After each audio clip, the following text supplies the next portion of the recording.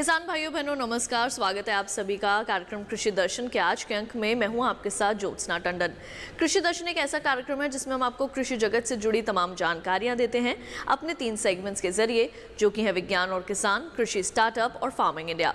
इन तीनों ही सेगमेंट्स में होती है कुछ ऐसी खास जानकारियां जो कि आपके लिए काफी सहायक साबित हो सकती हैं। तो फिर आइए अपने तीनों सेगमेंट्स के साथ शुरू करते हैं हमारा आज का कृषि दर्शन कार्यक्रम।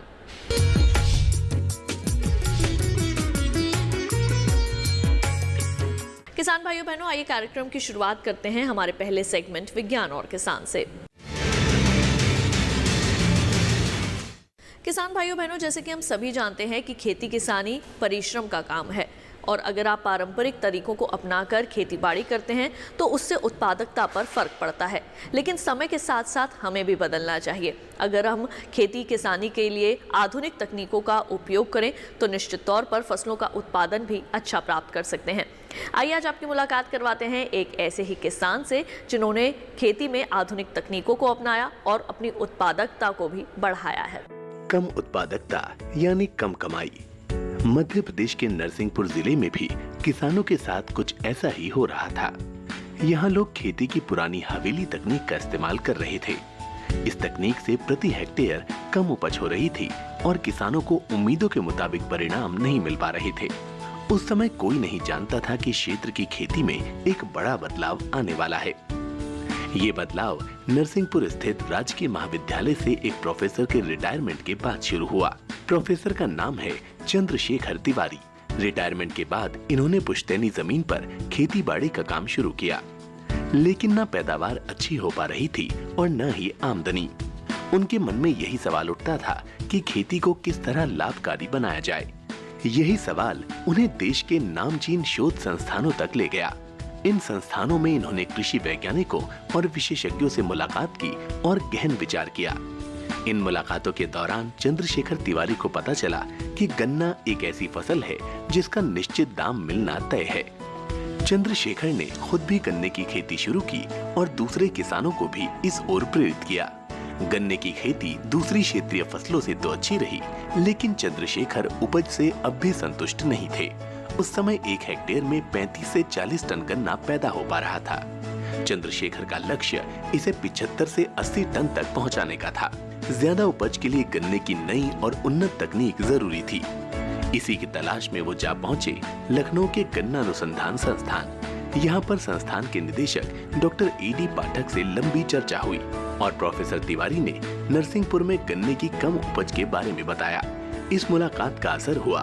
डॉक्टर पाठक ने कम उपज के कारण जानने और सुधार के लिए वैज्ञानिकों की एक टीम गठित कर दी। वैज्ञानिकों की टीम ने नरसिंहपुर जिले का दौरा किया, वहाँ की मिट्टी की जांच की और जलवायु परिस्थितियों के बारे में जानकारी जुटाई। उसके बाद प्रोफेसर चंद्रशेखर और उनके साथी किसान लगातार वैज्ञानिकों के संपर्क में रहे। वैज्ञानिक जो भी सुझाव देते उन पर अमल करते रहे। सबसे पहले मिट्टी सुधार पर काम किया गया। हरी खाद के लिए ढैंचा उगाया गया। फसलों के अवशेषों को खेत में ही छोड़ दिया गया और चीनी मिल से निकला कचरा भी खेतों में डाला गया। इसके अलावा सूक्ष्म जैविकी के लिए टीकाकरण भी किया गया। 2014-15 तक नरसिंहपुर की मिट्टी में जैविक कार्बन सामग्री महज 0.36% थी, जो 2018-19 तक बढ़कर 0.76% हो गई। इन उपायों से न सिर्फ खेती की लागत में कमी आई, बल्कि उपज में भी बढ़ोतरी होती चली गई। बल्कि आज एकल कली सेट का उपयोग करते हुए किसान गन्ने की स्वस्थ नर्सरी तैयार कर रहे हैं। इसके अलावा यहाँ के किसानों ने अंतर फसल प्रणाली को भी कामयाबी के साथ अपनाया और गन्ने के साथ आलू, चना, मटर, धनिया और प्याज बोने लगे।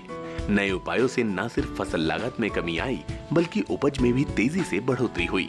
बल्कि प्रोफेसर चंद्रशेखर तिवारी ने 75 से 80 टन प्रति हेक्टेयर का जो लक्ष्य निर्धारित किया था, उसे भी हासिल कर लिया। कमाल की बात तो ये है कि उत्पादन में ये बढ़ोतरी जैविक तरीकों से की गई। आमदनी बढ़ी तो किसान और तेजी से गन्ने की ओर आकर्षित हुए। आज नरसिंहपुर जिले में 35% जोत पर गन्ना उगाया जा रहा है। प्रोफेसर तिवारी की मदद से वैज्ञानिक फसल अवशेष जलाने की प्रवृत्ति पर भी रोक लगाने में कामयाब हुए। आज पूरा नरसिंहपुर जिला अवशेषों को जलाए जाने से मुक्त हो चुका है। तो अभी आपने देखा हमारा पहला सेगमेंट विज्ञान और किसान। इसके साथ ही कार्यक्रम कृषि दर्शन में वक्त हुआ है एक छोटे से ब्रेक का। जल्द लौटेंगे वापस, कहीं मत जाइए, देखते रहिए दूरदर्शन किसान।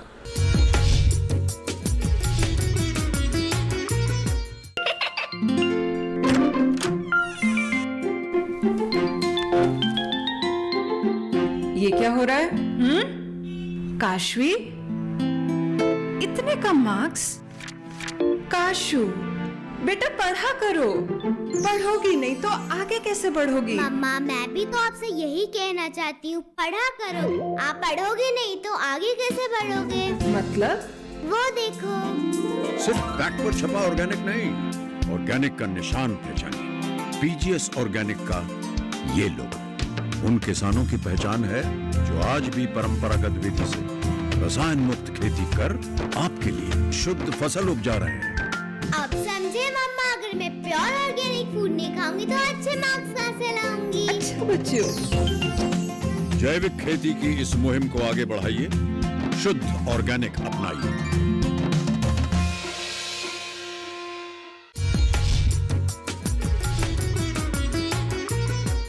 ब्रेक के बाद एक बार फिर आप सभी का स्वागत है कार्यक्रम कृषि दर्शन में। आइए कार्यक्रम में बढ़ते हैं आगे और अब देखते हैं सेगमेंट कृषि स्टार्टअप। किसान भाइयों बहनों, जैसे कि हम सभी जानते हैं कि हमारे देश के अलग अलग हिस्सों में अलग अलग तरह की सब्जियों की खेती की जाती है, लेकिन अब समय आ गया है जब हमारे किसानों का रुझान विदेशी सब्जियों की ओर भी आकर्षित हो रहा है। आज हम आपको इसी के संबंध में तमाम विस्तार से जानकारियां देंगे अपने कार्यक्रम के इस सेगमेंट में।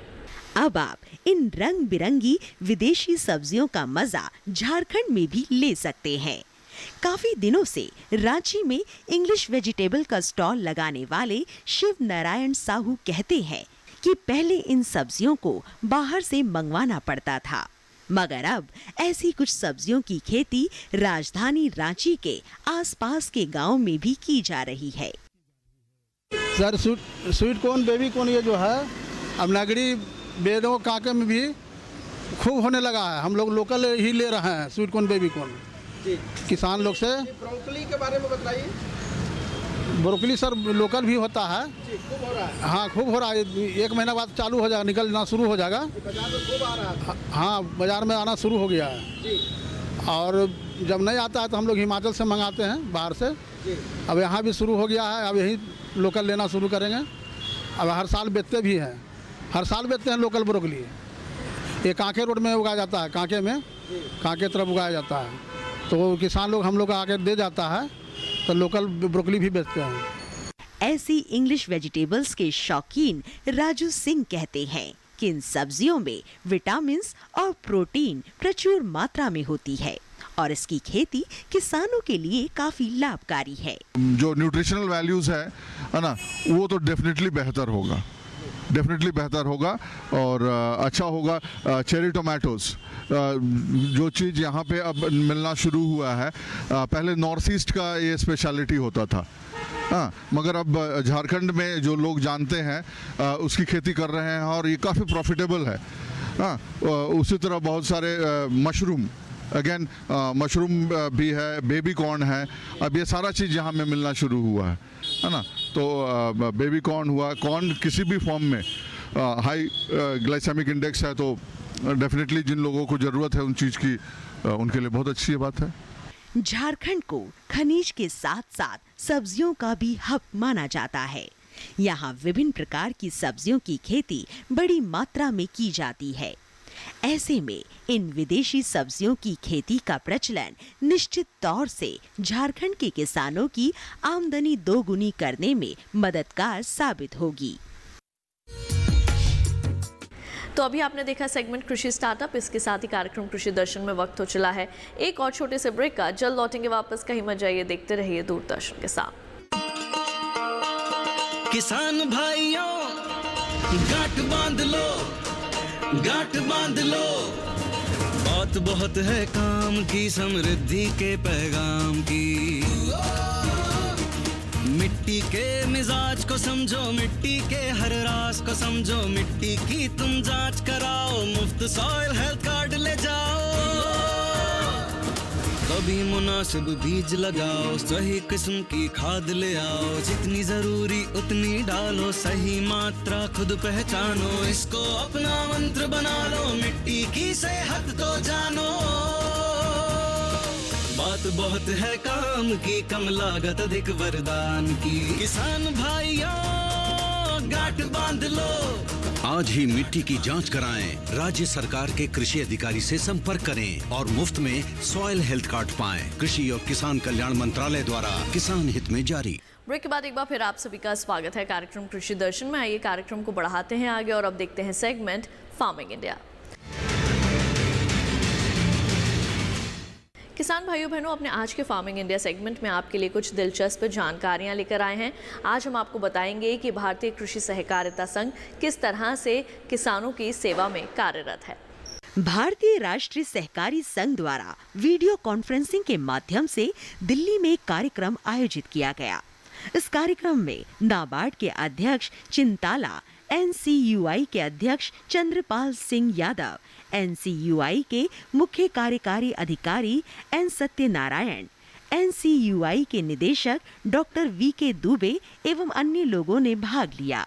भारतीय राष्ट्रीय सहकारी संघ के मुख्य कार्यकारी अधिकारी N सत्यनारायण से हमारे संवाददाता ने खास बातचीत की।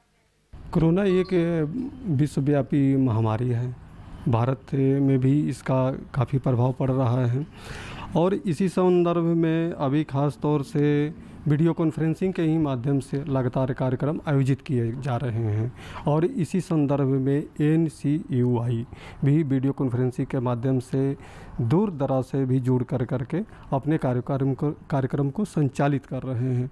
इसी से संबंधित बात करने के लिए NCUI के मुख्य कार्यकारी अधिकारी सत्यनारायण जी हैं, इनसे बात करते हैं कि देखते हैं क्या अभी कोरोना काल में चल रहा है। कोविड-19 के टाइम में सबसे ज़्यादा सक्सेसफुल हो गया ओनली कोऑपरेटिव्स ओनली।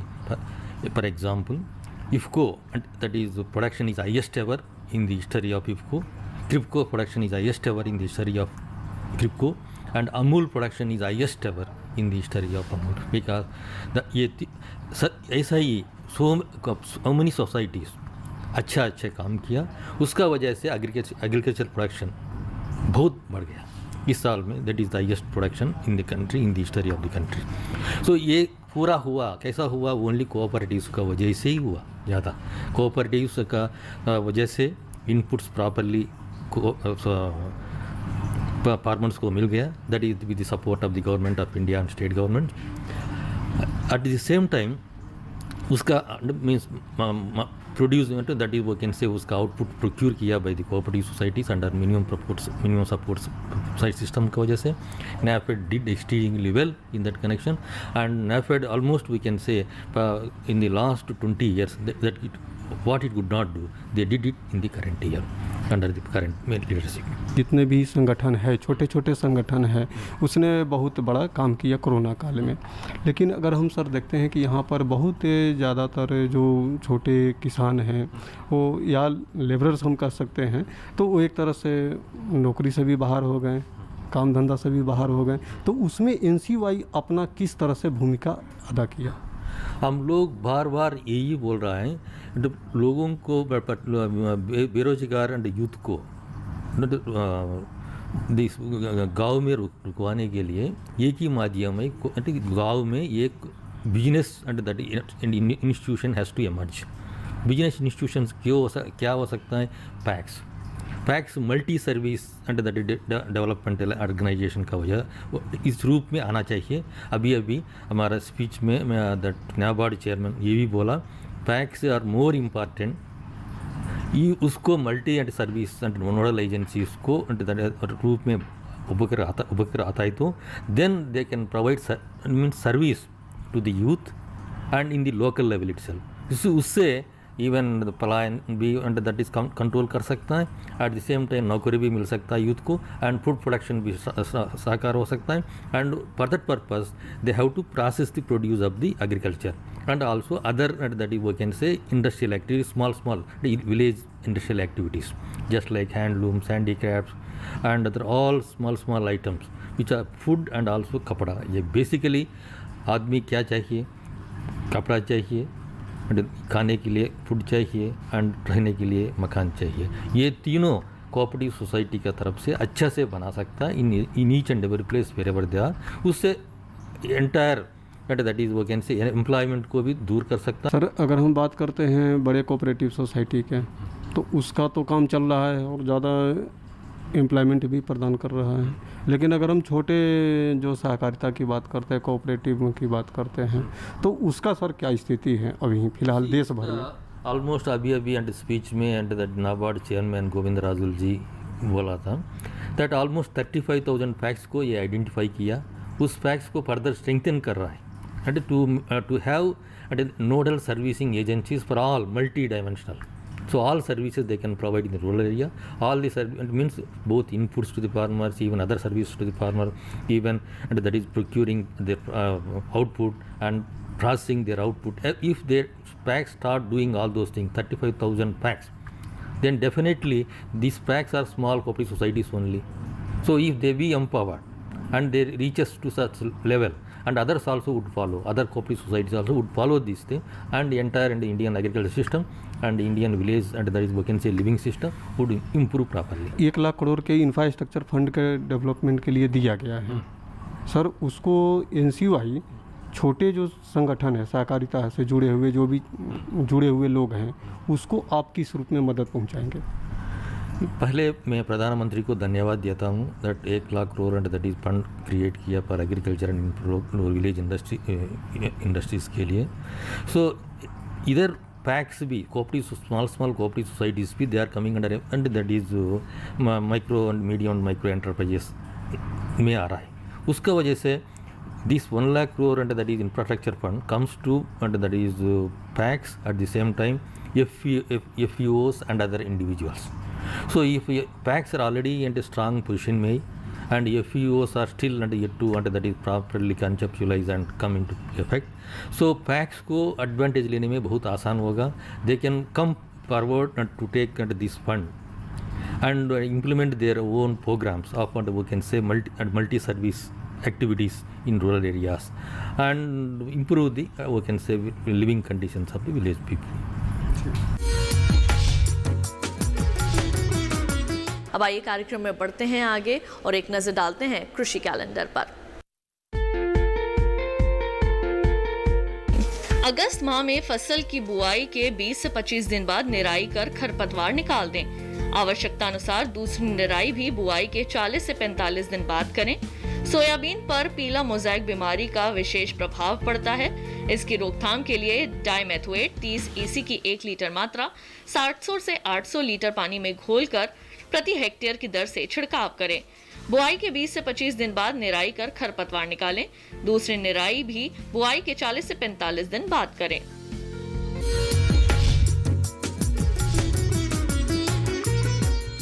किसान भाइयों बहनों, अगर आप कृषि वैज्ञानिकों की सलाह के मुताबिक खेती किसानी करेंगे तो निश्चित तौर पर अपनी फसलों का अच्छा उत्पादन प्राप्त कर सकते हैं. तो क्या है कृषि विशेषज्ञों की सलाह आपके लिए? आइए जानते हैं कार्यक्रम के इस भाग में.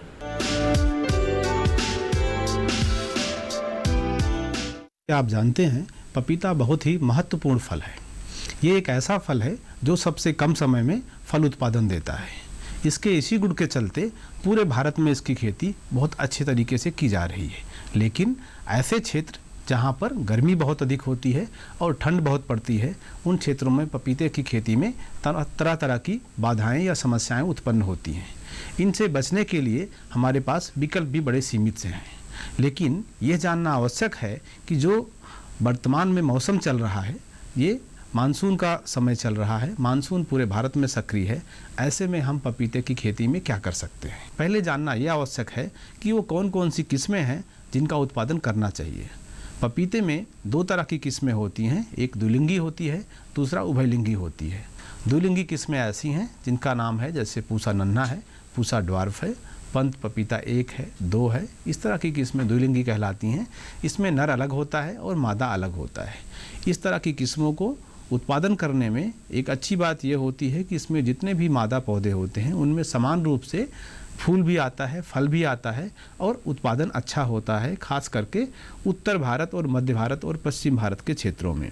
लेकिन समस्या ये होती है कि आपके खेत में जो 100 पौधे होंगे मान लीजिए, तो उसमें से 50 पौधे नर के होंगे जिनको आपको, जिसमें से 40 आपको हटाने पड़ेंगे, सिर्फ 10 रखने पड़ेंगे, ताकि जो परागण और निषेचन की प्रक्रिया हो अच्छे से पूरी हो सके। इसके चलते होता क्या है कि जब हम 1 हेक्टेयर के लिए पपीता लगाते हैं तो हमें एक गड्ढे में 2 से 3 पौधे लगाने पड़ते हैं, ताकि अधिक से अधिक पौधे हमें मादा मिले और 80 से 90% जो पौधे हों उसमें फल आए और केवल 8 से 10% पौधे नर के रहें। अगर नर के पौधे अधिक दिखाई पड़ते हैं तो उन्हें हमें हटाना भी पड़ता है। लेकिन उभयलिंगी किस्में जैसे सिंटा, रेड लेडी है, अर्का सूर्या है, अर्का प्रभात है, ये ऐसी किस्में हैं जिनमें नर और मादा की समस्या नहीं होती है। इसमें 2 तरह के पौधे होते हैं, या तो मादा होगा या उभयलिंगी होगा। उभयलिंगी जो है ये दक्षिण भारत के क्षेत्रों में या ट्रॉपिकल क्लाइमेट जो होती है उसमें काफ़ी अच्छा परफॉर्मेंस करता है। अनुकूल तापमान अच्छा यही रहता है कि 25 डिग्री सेल्सियस से लेके 37 डिग्री सेल्सियस के बीच में रहे, तो पपीते की खेती बहुत अच्छे से हो सकती है। तो किसान भाइयों बहनों, हमारे आज के कृषि दर्शन कार्यक्रम के इस अंक में बस इतना ही। कृषि दर्शन आपका अपना कार्यक्रम है। इस कार्यक्रम के संबंध में अगर आप कोई जानकारी लेना चाहते हैं तो आप हमें पत्र लिख सकते हैं। हमारा पता है कृषि दर्शन, कमरा नंबर 10, CPC दूरदर्शन, खेलगांव, नई दिल्ली 110049। अगर आप हमें ईमेल करना चाहते हैं तो हमारा ईमेल ID है krishidarshandk@gmail.com। तो हमारे आज के कृषि दर्शन कार्यक्रम में केवल इतना ही। मुझे दीजिए इजाजत। आप देखते रहिए दूरदर्शन किसान। नमस्कार।